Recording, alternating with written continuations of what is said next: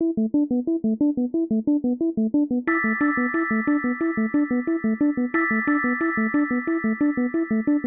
wish this show existed when I was in middle school. I don't know if it would have changed my life, but a story about a kid struggling to figure out his own life despite his natural talents, that story would have been just the tiniest bit comforting. Mob Psycho 100 was a series created by One, best known for his smash hit series Makai no Osan in 2012 and the slightly lesser known One Punch Man in 2009. Serialized from 2012 to 2017 with an adaptation by Studio Bones airing in 2016, Mob Psycho 100 follows Shigeo Kageyama, also known as Mob, a shy and timid middle school boy with godlike psychic powers as he works for Reagan, a self-proclaimed psychic with absolutely no powers at all. It's a show that exudes childhood innocence, taking one's intentionally crude and amateur art style and leaning into it. It's a uniquely beautiful show. And much like One Punch Man before it, this story is very much a deconstruction, but instead of superheroes, this one is aimed squarely at the kids with supernatural abilities genre, where the main character's personal growth is tied to the strength of their powers. It's a fairly standard formula, a great way to externalize an internal struggle. Mob Psycho 100 takes that formula and breaks it entirely by making the main character the most powerful being on Earth from the start. That,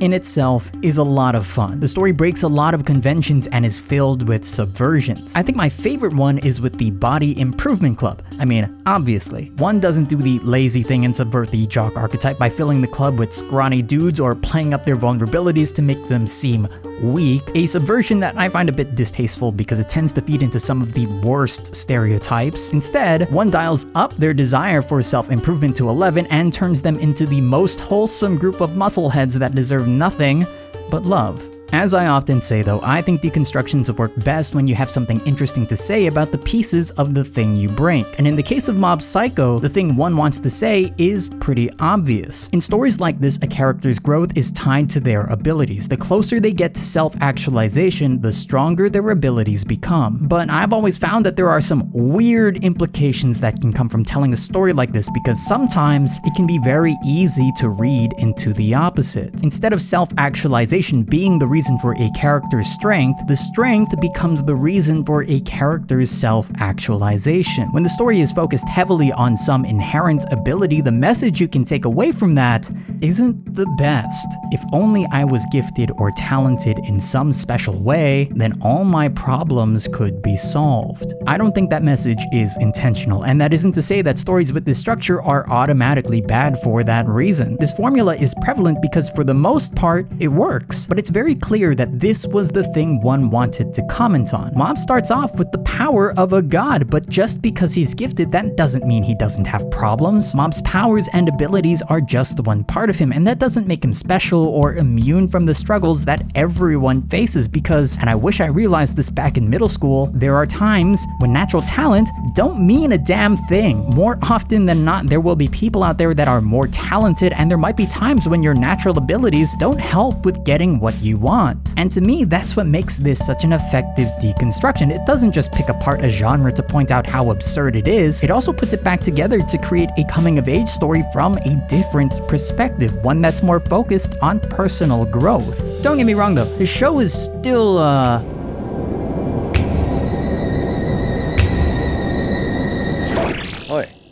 pretty ridiculous, and that's a lot of fun. But back to what I was saying. The idea that you're not special is the most blatant message that the story presents, but just like before, it can be easy to take this message in the wrong way too. And I think One is aware of that, which brings us to Reagan.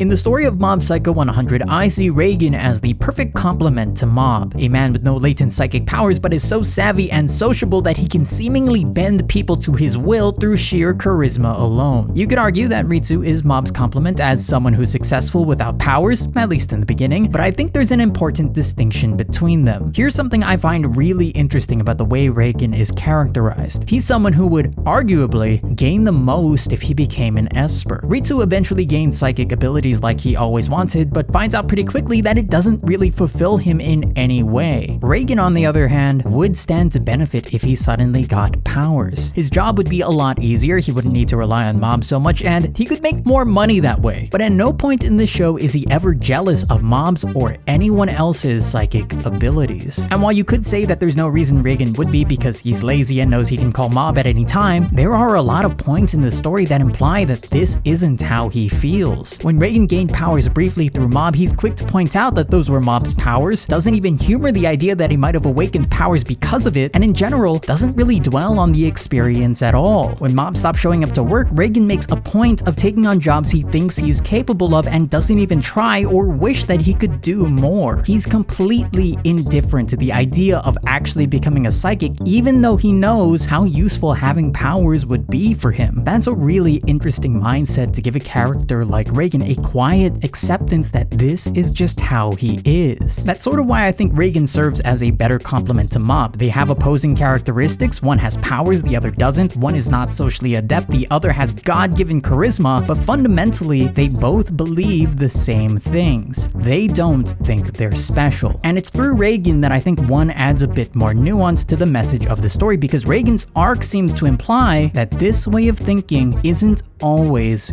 good. There are a couple of ways you can take Reagan's downfall. One way to look at it is that this is his comeuppance. Reagan was taking advantage of Mob, said terrible things to him, and started to believe just a bit too much in his own hype. His downfall is karmic justice for leeching off of Mob's work. I think this is a perfectly fine way to read these events. It lines up with the message of the show. It's an arc about humility. But for me personally, I think there's a bit more to it, because Reagan isn't like any of the other antagonists in the story. While he might be full of himself at times, he's very cognizant of his own abilities and doesn't think he's special in any way. That's the lesson he passed down to Mob. And the show hammers home this idea. Reagan and Mob are constantly telling larger-than-life characters that their natural-born abilities don't make them special. Success, admiration, praise are things you have to work for, not something people are entitled to. So here's the big problem for Reagan, because despite believing in all of that, and despite having no powers whatsoever,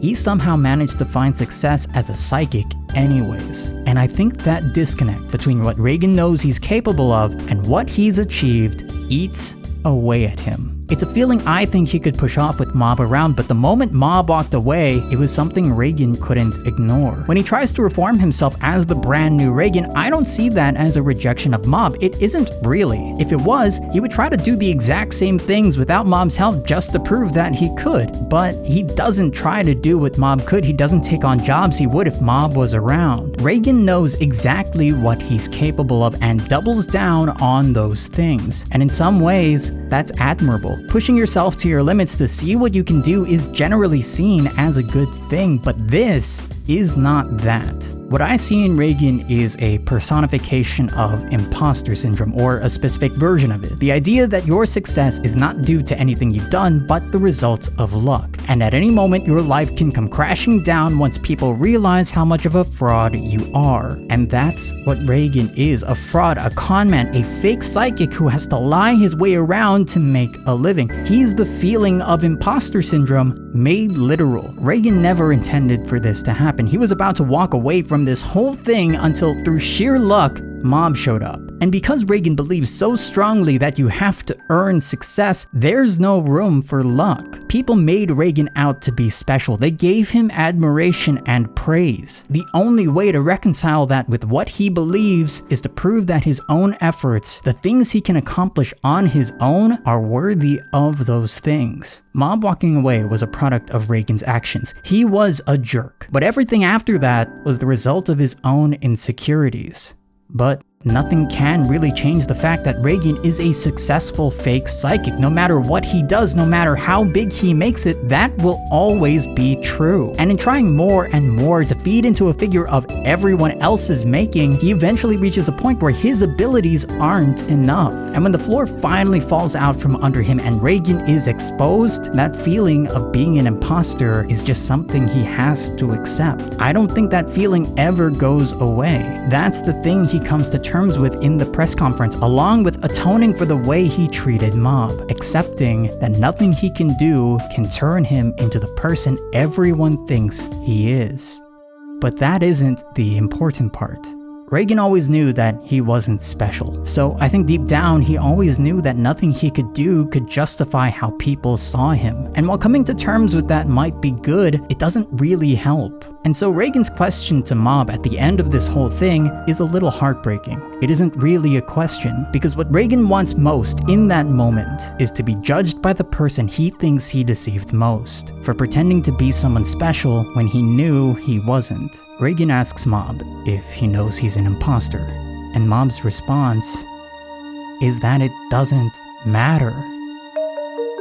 Reagan might not think that he's special, and it's good to be humble, but there comes a point when that humility can be self-destructive. Reagan left his job, built a business from the ground up, tried to help people the best he could, and for some reason, Reagan thinks nothing of accomplishing those things. Even if Reagan doesn't think they're worthy of praise, that shouldn't undercut just how difficult those things are to do. He should take some amount of pride in the things he's done, no matter how small, because sometimes those small things can mean a lot to others. Seeing the moment Reagan and Mob meet from different perspectives reveals a lot, because while Reagan didn't intend for his kind words to mean all that much, those words changed Mob's life regardless. Maybe it was luck that Mob showed up in the right place at the right time, but it wasn't luck that he stayed around, and Reagan gets to experience how little things can change your life firsthand, because Mob returns those kind words to Reagan, words that saved him and allowed him to be seen.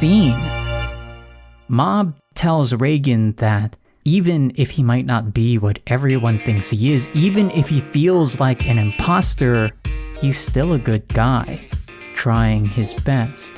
And that, in itself, is enough.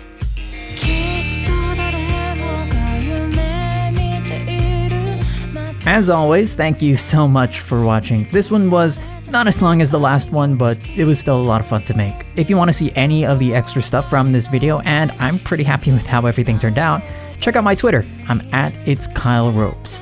I really do appreciate all the support.